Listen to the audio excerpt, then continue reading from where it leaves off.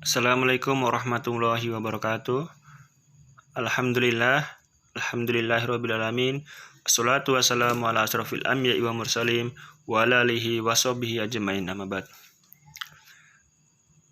Pertama-tama, marilah kita panjatkan puja dan puji syukur kehadirat Allah Subhanahu wa taala, yang mana pada kesempatan pagi hari ini kita masih bisa bertemu lagi dalam mata pelajaran akidah akhlak kelas 11 bab 3. Sudah memasuki bab 3, yaitu poin F tentang mencuri. Yang pertama yaitu pengertian mencuri. Menurut Kamus Besar Bahasa Indonesia, kata mencuri diartikan sebagai mengambil milik orang lain tanpa izin atau dengan tidak sah, biasanya dengan sembunyi-sembunyi. Jadi, mencuri itu mengambil hak orang lain dengan cara tidak izin atau pemilik tersebut tidak mengetahuinya. Itu yang dikatakan atau yang dimaksud dengan mencuri.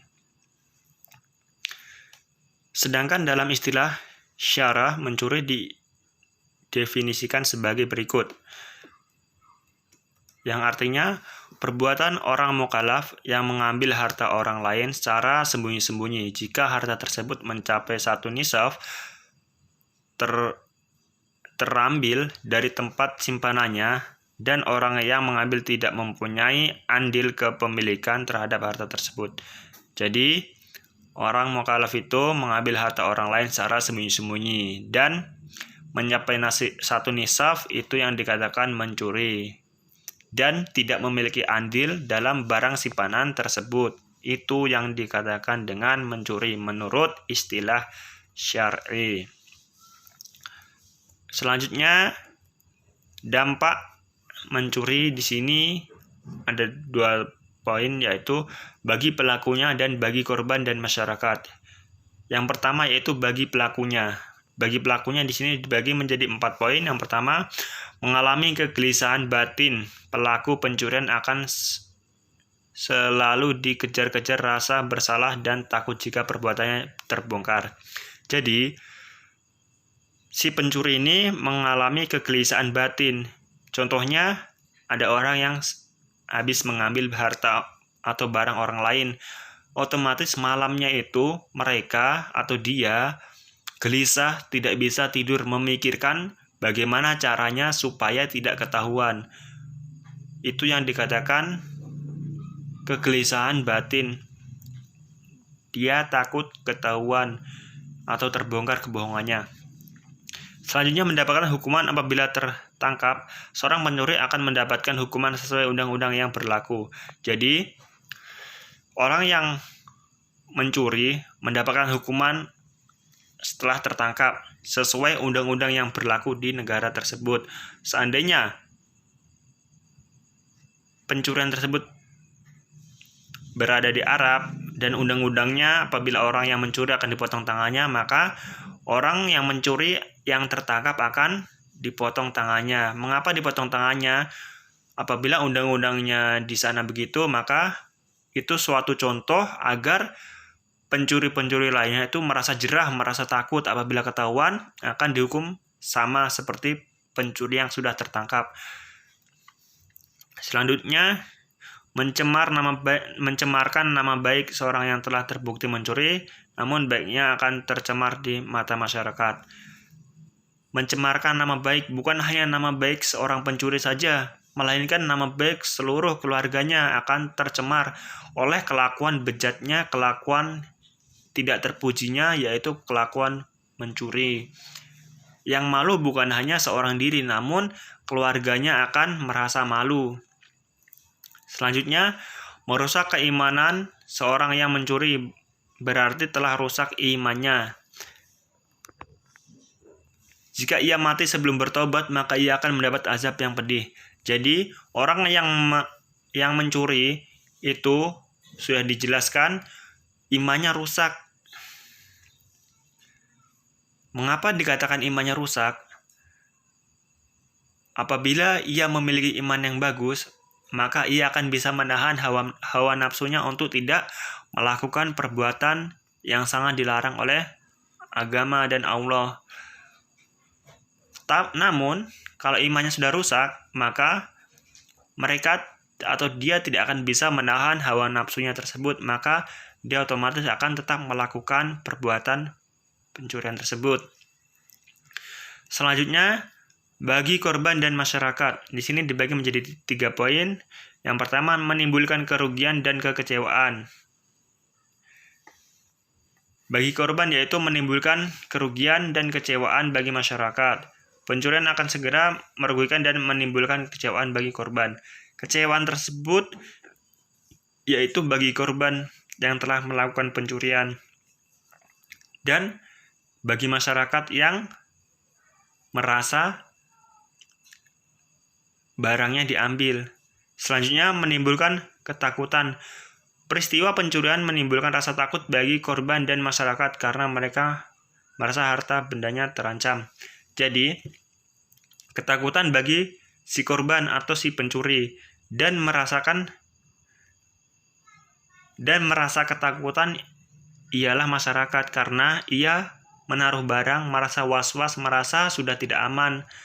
Pikirannya oleh masyarakat adalah barangnya takut hilang. Maka dampaknya adalah menimbulkan rasa ketakutan bagi masyarakat maupun pencuri. Munculnya hukum rimba. Perbuatan pencurian merupakan perbuatan yang mengabaikan nilai-nilai hukum. Apabila terus berlanjut, maka munculnya hukum rimba, di mana yang kuat akan memangkas yang lemah. Jadi, hukum pencurian yaitu memaksa hukum rimba. Jadi yang lemah akan memangkas yang kuat akan memangkas yang lemah.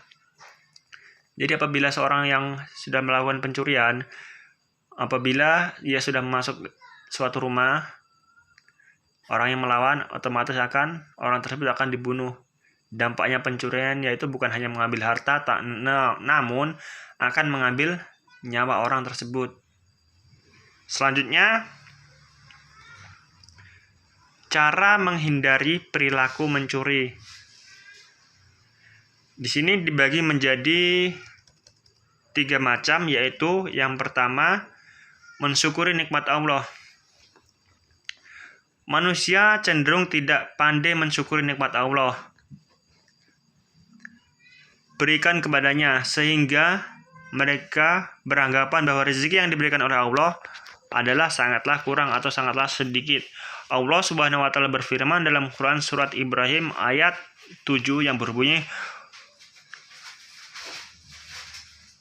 wa in tanadana rabbukum la in sakartum la azidannakum wa la in kafartum inna adzabi lasadik. Yang artinya, sesungguhnya jika kamu bersyukur nih, saya Allah akan menambahkan nikmatmu, tetapi jika kamu mengkufurinya nikmatku, maka pasti azabku sangatlah berat.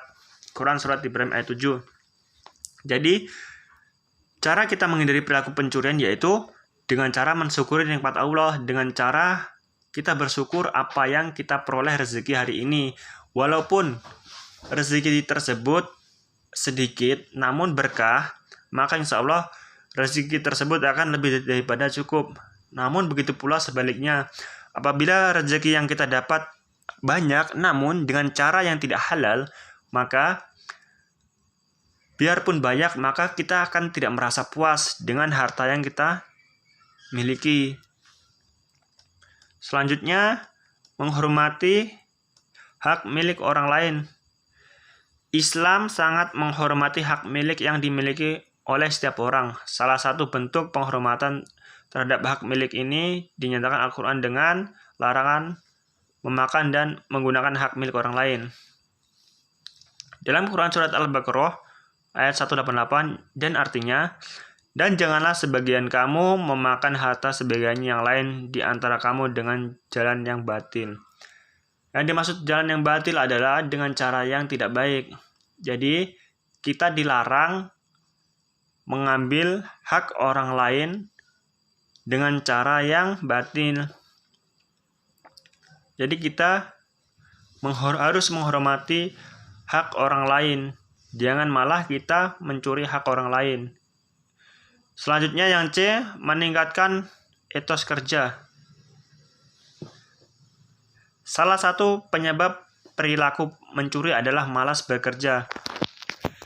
Jadi, apabila etos kerja meningkat, maka insya Allah orang yang mencuri akan merasa tidak nyaman karena dengan cara yang tidak halal. Apabila etos kerja meningkat, maka orang yang berbuat kezaliman atau orang yang mencuri akan merasa puas dengan apa yang didapatkan dengan melalui etos kerja yang meningkat atau semangat bekerja yang meningkat. Namun, begitu pula sebaliknya, kalau semangat bekerjanya tidak ada atau menurun atau bahkan malas bekerja, maka nafsu ingin atau memiliki hak orang lain itu akan tumbuh lagi. Jadi, dengan cara kita menghindarinya dengan cara meningkatkan etos kerja. Selanjutnya, yang poin keempat, hikmah larangan mencuri. Di sini terbagi menjadi 4. Yang pertama, terjaminnya hak milik seorang akan menjadi tenang karena harta benda yang diperoleh terlindungi dari pencuri. Hikmahnya yaitu seorang masyarakat akan menjadi tentram, tenang karena tidak was-was terhadap harta yang dimilikinya. Selanjutnya, setiap orang akan termotivasi untuk bekerja keras sehingga terhindar dari perilaku malas. Jadi, seorang yang mencuri adalah orang yang malas bekerja. Apabila seorang pencuri dia sudah ingin bertaubat, hikmahnya itu dengan cara meningkatkan etos kerja supaya tidak bermalas-malasan dalam bekerja. Selanjutnya, terjaminnya tata kehidupan sosial yang damai dan harmonis. Jadi, dengan tidak ada pencuri, maka kehidupan sosial masyarakat akan menjadi harmonis, rukun, tentram, nggak was-was dan tidak takut kalau harta bendanya hilang karena sudah tidak ada lagi pencuri. Namun begitu pula sebaliknya, apabila pencuri masih merajalela, maka kehidupan masyarakat tidak akan tentram, akan merasa was-was dan takut hartanya dicuri oleh pencuri.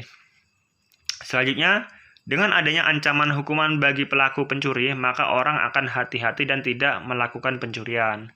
Hikmah lainnya adalah dengan diadakan hukuman bagi pencuri, maka pencuri akan merasa jerah atau merasa takut apabila ketahuan, maka hukuman tersebut adalah yang ditetapkan oleh negara tersebut. Jadi cukup sekian dari Pak Guru, penjelasan dari Pak Guru. Kurang lebihnya mohon maaf. Billahi taufiq wal hidayah. Assalamualaikum warahmatullahi wabarakatuh.